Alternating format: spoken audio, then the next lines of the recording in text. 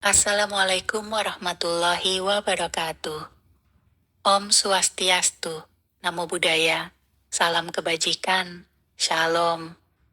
Halo semuanya, terima kasih sudah berkunjung ke channel Wayah Horor. Sebelum kita mulai cerita horor yang penuh misteri kali ini, saya punya permintaan kecil nih.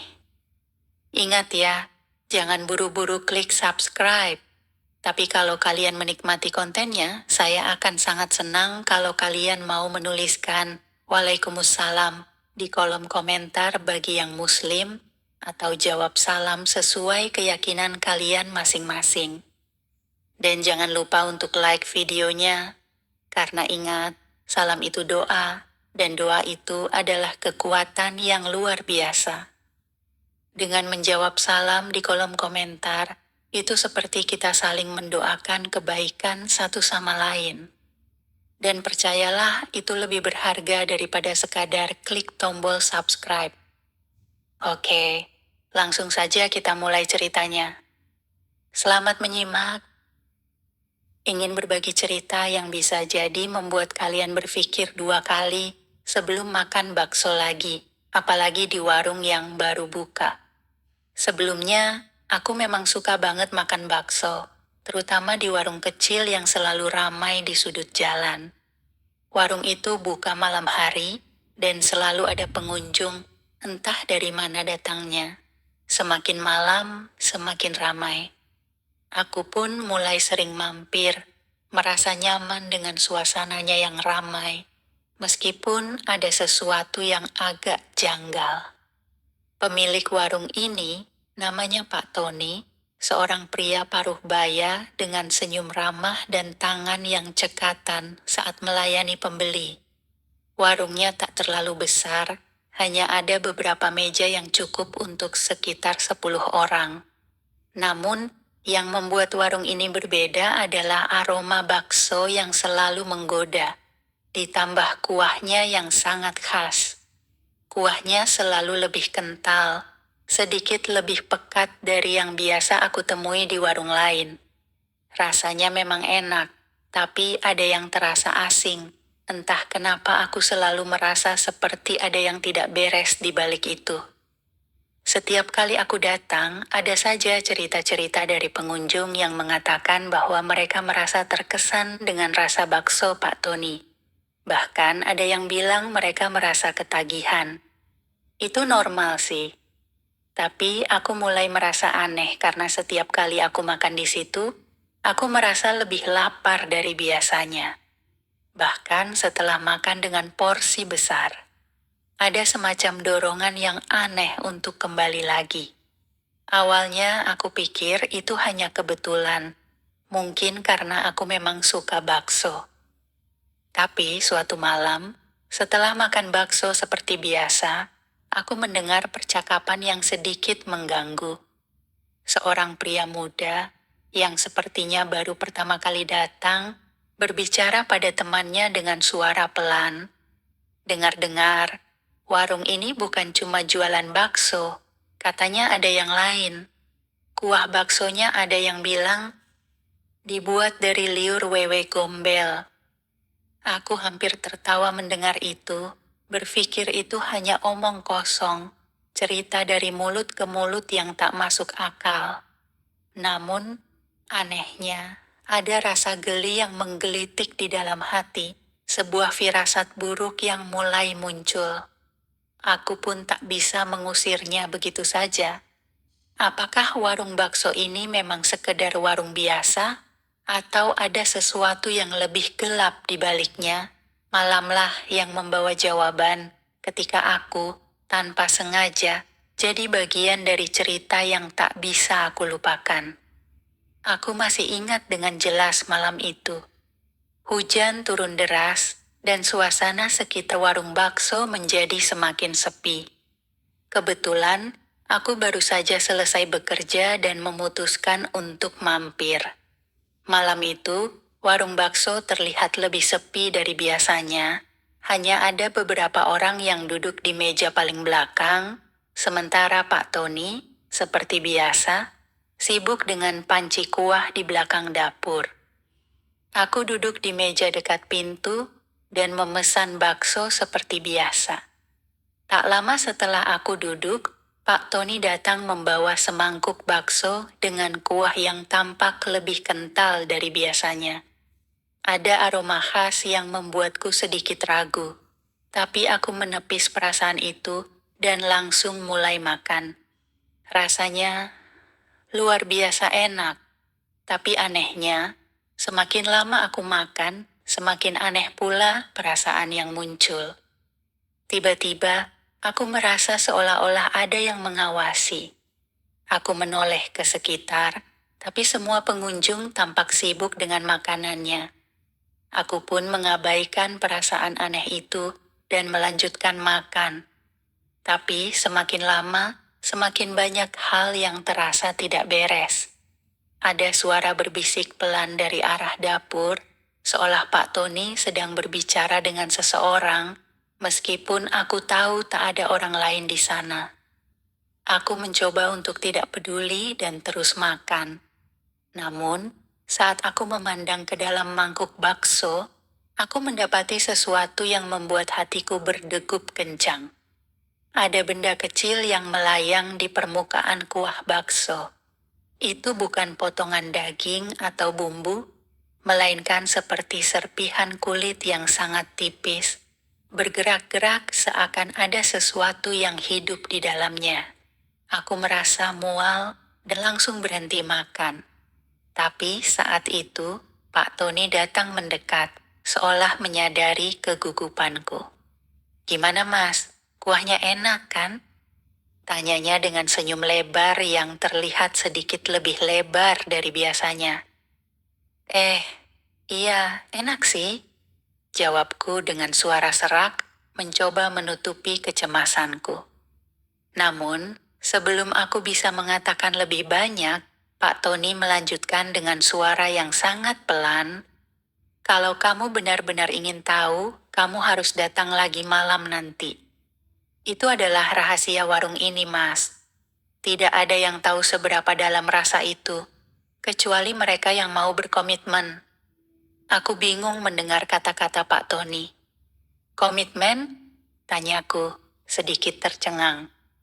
Pak Tony tersenyum, tapi senyumnya terasa lebih mengerikan malam itu. "Semua ada harga yang harus dibayar, Mas.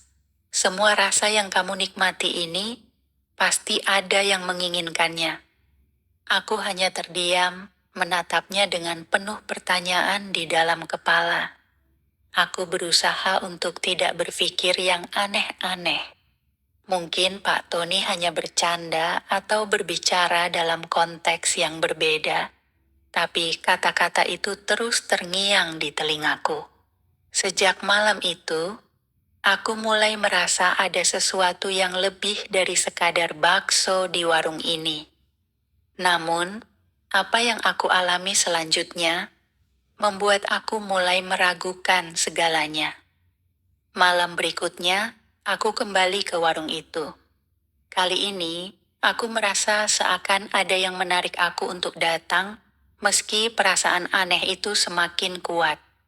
Hujan yang turun membuat suasana di luar semakin suram, dan warung bakso Pak Tony terlihat seperti satu-satunya tempat yang bisa memberikan kehangatan.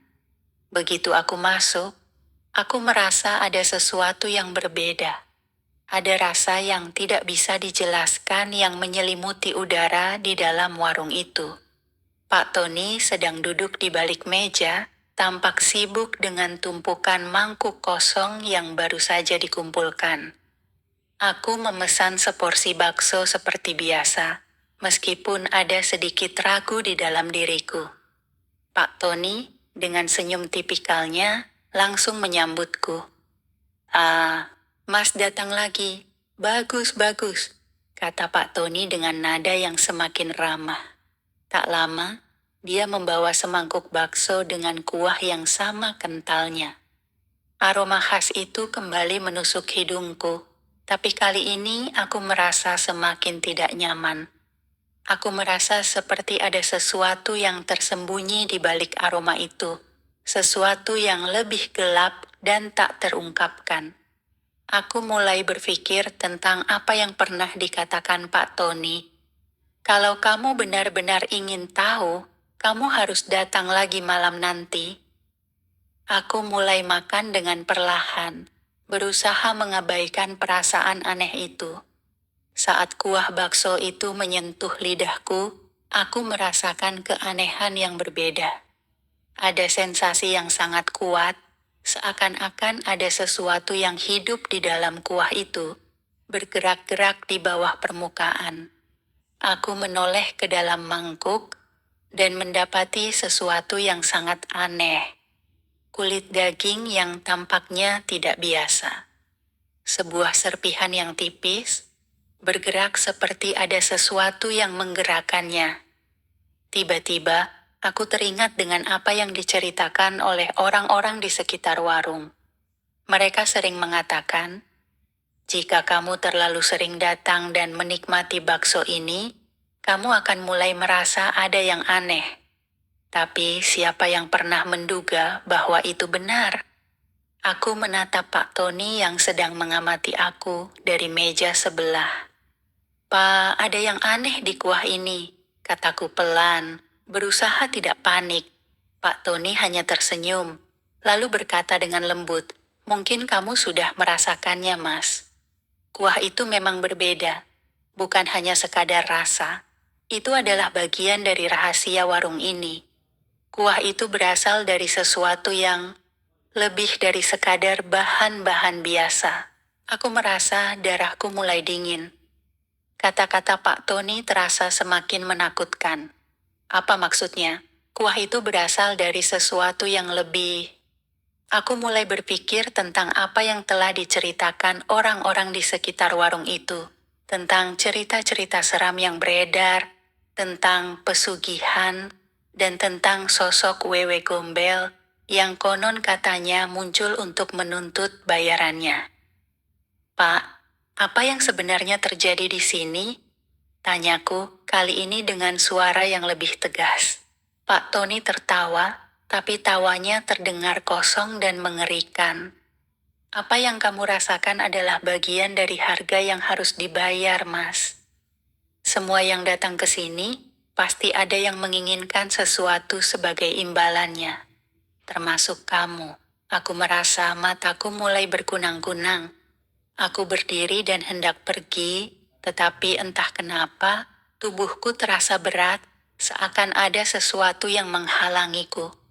Aku ingin melangkah, tetapi tubuhku seakan membeku di tempat. Pak Tony berjalan mendekat, dan saat dia berdiri di sampingku, aku bisa merasakan hawa dingin yang tiba-tiba menyelimuti tubuhku. Dia berbisik, "Kamu ingin tahu kan? Apa yang terjadi di sini? Kembalilah malam nanti. Jika kamu berani, aku akan tunjukkan semuanya." Aku tidak tahu apa yang sedang terjadi, tetapi malam itu aku pergi tanpa menyelesaikan makanku. Pikiran dan perasaan aneh terus mengganggu kepalaku sepanjang perjalanan pulang. Apa yang sebenarnya terjadi di warung itu? Dan mengapa aku merasa seolah-olah ada sesuatu yang tak bisa aku hindari? Esok harinya, aku memutuskan untuk menunggu, berpikir bahwa mungkin aku hanya berlebihan dalam mengkhawatirkan hal-hal yang tidak jelas. Namun, semakin aku mencoba melupakan perasaan itu, semakin aku merasa ditarik untuk kembali. Aku tahu, malam ini, aku harus tahu lebih banyak. Malam itu, hujan kembali turun deras, menambah suasana suram di sekitar warung bakso Pak Tony. Aku merasa seakan ada sesuatu yang tak bisa aku hindari, sebuah tarikan kuat yang memaksaku untuk kembali. Seperti terjebak dalam suatu takdir yang sudah digariskan. Semua perasaan ragu yang aku miliki seakan-akan lenyap begitu saja saat aku melangkah kembali ke warung itu. Aku duduk di meja yang sama, meskipun kali ini rasanya berbeda. Warung itu terasa lebih sepi dari biasanya. Hanya ada aku dan Pak Tony, yang kali ini tampaknya sudah menunggu kedatanganku.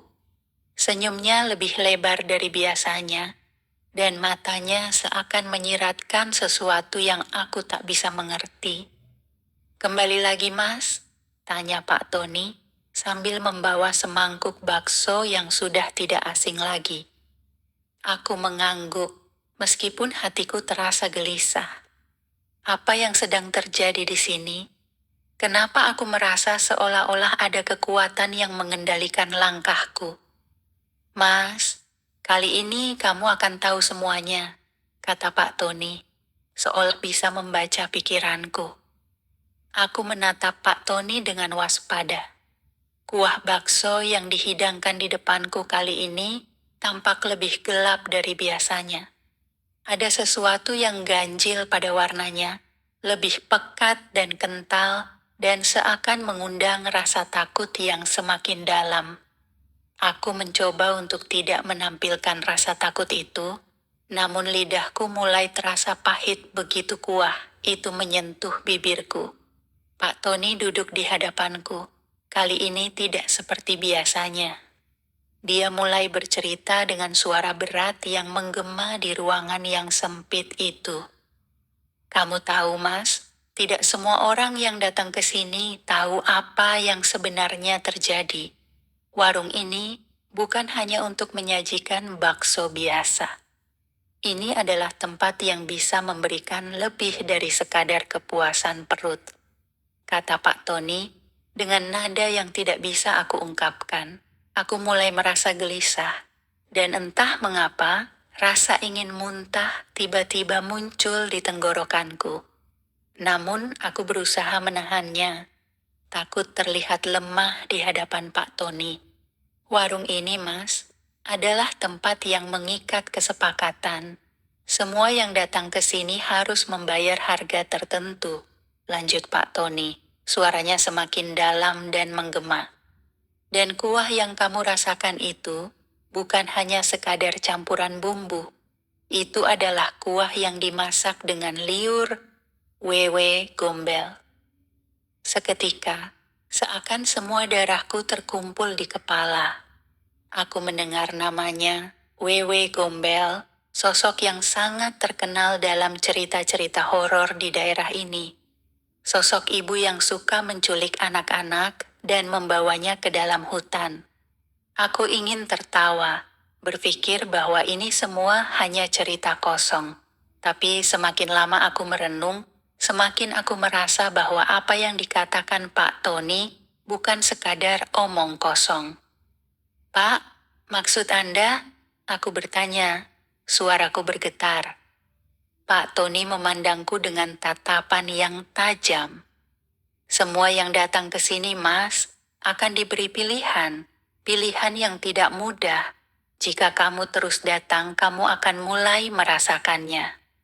Kuah ini bukan hanya untuk mengenyangkan perut, tetapi juga untuk menambatkan jiwa. Semua yang makan di sini akan menerima konsekuensinya. Hanya orang yang berani yang bisa bertahan." Aku tak tahu apa yang harus aku katakan lagi. Aku merasa bingung, takut, tapi juga tertarik dengan apa yang dia katakan. Apakah ini benar-benar nyata? Atau hanya cerita untuk menakut-nakuti orang? Tapi kenapa perasaan takutku begitu nyata? "Mas, kamu mau tahu lebih dalam kan? Kalau iya, tinggal malam ini," kata Pak Tony sambil tersenyum lebar, semakin menyeramkan. Aku menundukkan kepala, merasa kebingungan dan takut. Namun, entah kenapa, aku merasa sebuah dorongan kuat untuk tetap bertahan dan mengetahui apa yang sebenarnya terjadi. Malam itu, aku bertekad untuk melanjutkan perjalanan ini. Aku harus mencari tahu lebih jauh tentang warung ini dan mengapa rasa takut itu begitu mengikatku. Tapi semakin aku mencoba untuk memahami, semakin aku merasa bahwa langkahku telah memasuki dunia yang lebih gelap dan misterius daripada yang pernah aku bayangkan. Apa yang akan terjadi jika aku terus melanjutkan ini? Apa yang akan aku temui di balik setiap mangkuk bakso yang disajikan Pak Tony? Aku tahu satu hal pasti, malam ini adalah malam yang akan mengubah segalanya. Setelah malam itu, aku tidak bisa menahan rasa ingin tahu yang menggerogoti pikiranku. Aku merasa ada yang aneh dengan warung Pak Tony. Setiap langkahku ke sana, semakin dalam aku terjerat dalam sebuah misteri yang membuatku tak bisa kembali. Rasa takutku seakan semakin memuncak setiap kali aku teringat akan peringatan Pak Tony tentang harga yang harus dibayar. Esok harinya, aku kembali ke warung itu, meski dalam hatiku sudah ada keraguan yang mendalam. Aku duduk seperti biasa, memesan seporsi bakso dengan kuah yang selalu aku rasa aneh itu. Tapi kali ini, Pak Tony tidak menyajikan bakso seperti yang biasa dia lakukan. Dia duduk di depanku, hanya melihatku dengan mata yang tajam, seolah sedang mengamati setiap gerak-gerikku. "Kenapa kamu datang lagi?" tanya Pak Tony tanpa ekspresi. Suara beratnya kembali menggema di ruangan sempit itu. Aku terdiam beberapa saat, tidak tahu apa yang harus dijawab. Aku merasa ada kekuatan yang menarikku ke sini, meskipun aku tahu ini adalah keputusan bodoh. Namun, aku merasa sudah terlalu dalam terlibat. Aku hanya mengangguk pelan, mencoba menyembunyikan ketakutanku. "Pak, apa yang sebenarnya terjadi di sini?" tanyaku dengan suara yang bergetar, meski aku berusaha untuk terdengar tenang. Pak Tony tersenyum samar, lalu perlahan membuka mulutnya. "Mas, kamu tahu, tidak ada yang benar-benar datang ke sini tanpa alasan. Semua orang yang datang punya tujuan, dan bakso ini adalah jalan keluar mereka." Jalan keluar? Aku semakin bingung. Jalan keluar dari apa, Pak? Pak Tony hanya tertawa kecil, lalu berdiri dan berjalan ke dapur. Aku bisa mendengar suara panci beradu, lalu bau daging yang sangat kuat, seperti bau darah. Suasana itu semakin terasa menekan. Di luar jendela, hujan mulai turun lagi, membuat suasana semakin mencekam. Pak Tony kembali dengan mangkuk bakso yang sudah terhidang. "Cobalah ini," katanya sambil meletakkan mangkuk di depanku. "Malam ini, kamu akan merasakannya." Aku menatap mangkuk itu dengan cemas. Kuahnya lebih pekat dari biasanya, hampir hitam, dan baunya begitu khas, seakan ada sesuatu yang lain dalam setiap hembusannya. Aku ingin menolaknya, tetapi aku merasa seperti ada dorongan kuat yang membuatku tidak bisa berhenti. Aku mengambil sendok dan mencicipinya. Pada awalnya, rasanya biasa saja, meskipun agak lebih kuat dan aneh. Tapi seiring waktu, rasa itu berubah. Rasa daging yang biasanya gurih, kini terasa lebih pedih, seperti ada yang menusuk di lidahku. Aku mulai merasa pusing, pandanganku mulai kabur, dan tubuhku terasa berat. Aku ingin muntah, tapi aku terpaksa menahannya. Tiba-tiba, aku merasa seolah-olah ada yang mengawasi dari belakang. Aku menoleh, dan di pojok ruangan itu, di dekat pintu dapur, ada sesuatu yang tampak bergerak perlahan. Aku mengerutkan kening, berusaha menghilangkan rasa takut itu, tetapi semakin lama aku memandangnya, semakin jelas bentuk itu tampak. Itu adalah sosok seorang wanita, berdiri tegak dengan wajah yang tak terlihat jelas. Namun aku bisa merasakannya, aura mengerikan yang mengelilinginya. Sebuah senyum tipis muncul di wajahnya, membuat bulu kuduku berdiri. Aku berusaha untuk tetap tenang, tetapi semakin lama aku menatap sosok itu, semakin aku merasa bahwa aku tak bisa melarikan diri. Sosok itu perlahan maju, dan aku bisa mendengar langkah kaki yang berat. Pak Tony, siapa itu? Tanyaku dengan suara yang hampir tidak keluar. Pak Tony tidak menjawab, hanya memandang sosok itu dengan tatapan kosong. Dia tidak terlihat terkejut, seakan sudah biasa dengan hal ini. Aku merasa ada sesuatu yang sangat salah di sini. Aku ingin berlari, tetapi tubuhku seperti terkunci. Kekuatan yang tak terlihat menahanku. Sosok itu mendekat, dan tiba-tiba aku merasakan hawa dingin yang luar biasa. Aku mencoba berteriak, tetapi tidak ada suara yang keluar dari mulutku. Sosok itu mulai menjelaskan sesuatu yang sangat mengerikan, suara lembut namun menakutkan. Aku adalah penjaga warung ini. Kami yang memberimu apa yang kamu inginkan, tetapi dengan harga yang harus kamu bayar. Makan bakso ini, dan kamu akan mendapatkan apa yang kamu cari. Tapi hidupmu akan terikat pada kami selamanya. Itu adalah suara Wewe Gombel. Suara yang aku kenal dari cerita-cerita horor yang sering dibicarakan orang. Dan kali ini, aku merasakannya langsung di hadapanku. Tubuhku kaku, aku tak bisa bergerak. Warung itu semakin terasa sempit, seperti dunia yang semakin menyempit seiring dengan kedekatan sosok tersebut. Pak Tony, aku berusaha memanggilnya dengan suara yang hampir putus. Pak Tony hanya duduk diam, tanpa reaksi. Apakah ini apa yang akan terjadi padaku? Tanyaku dalam hati.